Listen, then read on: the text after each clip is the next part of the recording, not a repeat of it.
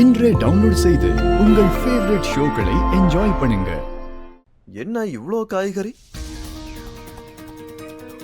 ஆச்சரியமா இருக்கே. என் வீட்டுக்கு யாராவது வராங்களா? நம்ம வீட்டுக்கு மட்டும் செய்யற மாதிரி இல்லையே. இவ்ளோ செஞ்சுக்கிட்டு இருக்க?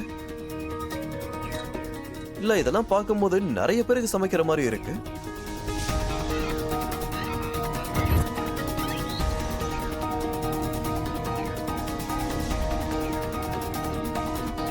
கரெக்ட் தானே ராதிகா?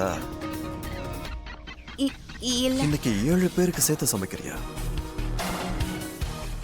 இல்லையே, அது நான் எப்ப சமையல் செஞ்சாலும் இப்படிதானே செய்வேன். குவான்டிட்டி அதிகமாக தான் இருக்கும்.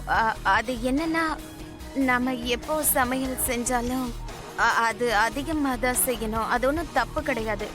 ஆனால் கம்மியாக செஞ்சிருந்தா பிரச்சனை ஆயிடல.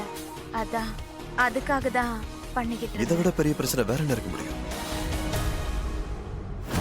அப்பா, என்ன பண்றீங்க? குஷி, எனக்கு என்னமோ ராதாவுக்கு ஏதோ சரியில்லைன்னு தோணுது. அவ பிரச்சனைல இருக்கா.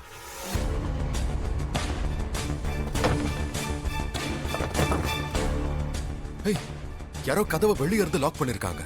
அப்பா, ராமா தான் லாக் பண்ணிருப்பாங்க நம்ம சேஃப்டிக்காக. அப்பதானே நம்ம உள்ள இருக்கிறது யாருக்கும் தெரியாது. இல்ல குஷி, என் மனசு சொல்லுது ராதா ஏதோ பிரச்சனைல இருக்கான்னு. ஏதோ நீங்க சரியில்லை, புரியுதா? அப்பா அப்பா இருங்க. நீங்க இந்த மாதிரி சத்தம் போட்டு கதவை திறக்க ஆரம்பிச்சீங்கன்னா எல்லாருக்கும் கேட்டுரும். யாராவது வந்து பார்த்தாங்கன்னா நமக்கு பிரச்சனை ஆயிடும். என்ன திடீர்னு நம்ம வீட்டுல சொரக்கான சமைக்கிறேன்? இதை விட பெரிய பிரச்சனை வேற என்ன இருக்கு? இந்த வீட்டுல சொரக்கா நானும் சாப்பிட மாட்டேன், அம்மா சாப்பிட மாட்டாங்க, மானசும் சாப்பிட மாட்டான், பாட்டி தான் சாப்பிடுவாங்க, பாட்டியும் இல்ல. அப்ப யாருக்காக இந்த சொரக்கா? சொரக்கா சாப்பிடுற பாட்டி இல்ல. இப்ப இந்த சொரக்கா இங்க எதுக்கு? கரெக்ட் தானே? இப்ப யாருக்காக சொரக்கா சமைக்கிற? யுவன், நீங்க சும்மா இருக்கீங்களா? தயவு செஞ்சு நேரத்தை வீணாக்காதீங்க, என்ன சமைக்க விடுங்க.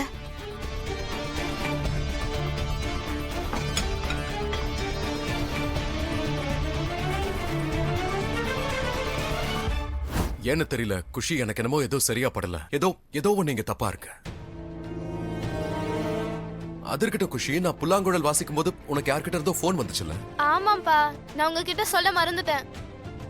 அத்தை தான் போன் பண்ணாங்க. எதுக்கு பண்ணாங்கன்னா, யுவன் அங்கிள் நம்ம வீட்டுக்கு போனாராம். அத்தைய பயமுறுத்த நம்ம 2 பேருக்கும் ஆக்சிடென்ட் ஆயிடுச்சுன்னு சொன்னாராம். ட்ரக் மோதிருச்சான். என்ன?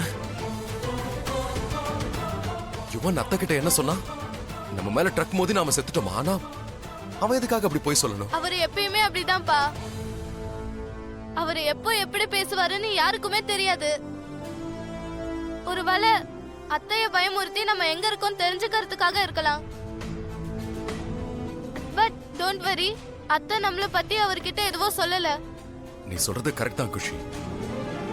அது யுவனோட மூளைக்குள்ள எப்ப என்ன ஓடுன்னு யாராலையும் கண்டுபிடிக்க முடியாது. அவன் ஏதோ ஒண்ணு திட்டம் போட்டுக்கிட்டு இருக்கான். அது என்னன்னு தான் புரிய மாட்டேங்குது.